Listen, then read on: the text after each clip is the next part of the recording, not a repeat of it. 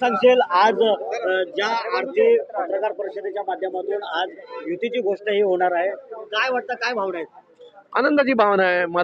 महाराष्ट्रात नव्हे तर देशभरात असलेल्या जगभरात असलेल्या मराठी माणसांसाठी आजचा आनंदाचा दिवस आहे. मी तुम्हाला खात्रीने सांगतो, दुपारी 12 नंतर या महाराष्ट्रात जो जल्लोष होईल तो भारतीय जनता पक्षाची 2024ला सत्ता आली होती ना, तेव्हा पण झाला नव्हता. त्याच्यापेक्षा मोठा जल्लोष या महाराष्ट्रात तुम्हाला पाहायला मिळेल.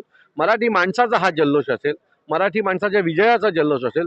आणि 20 वर्ष ज्यांनी स्वप्न पाहिली की बाळासाहेबांची दोन्ही मुलं ही एकत्र आली पाहिजेत आणि मराठी माणसाला न्याय मिळवून द्यायला पाहिजे होता, त्या प्रत्येक माणसाला आज आनंद वाटेल. पालिका निवडणुकीच्या पार्श्वभूमीवरती ही युती होते. जागा वाटपा संदर्भातला काय फॉर्म्युला असणार आहे का मनसेचा आणि शिवसेनेचा? आमचा फॉर्म्युला एकच, मराठी माणसाच्या चेहऱ्यावर आनंद आणणं, आणि त्याच फॉर्म्युल्याला घेऊन आम्ही पुढे जाणार, निवडणुका लढणार आणि जिंकणार. अन्य महानगरपालिकेमध्ये महापौर हा मनसे किंवा शिवसेनेचा बसणार असं तुम्ही वारंवार म्हणताय.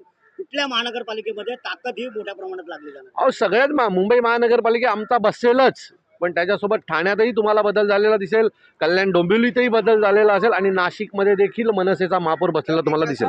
काल मध्यरात्री ठाण्यामध्ये मी तुम्हाला बैठक पार पडली महायुतीची जागा वाटपा. काय फरक पडेल तर रात्री सकाळी 4 वाजेपर्यंत जागावं लागलं. युती जाहीर झाल्या, युती जाहीर होणार याची फक्त पत्रकार परिषद आम्ही जाहीर केल्याच्या नंतर सकाळी 4 वाजेपर्यंत जागावं लागलं सगळ्यांना. याच्यापेक्षा काय बदल हवाय तुम्हाला लोकांना?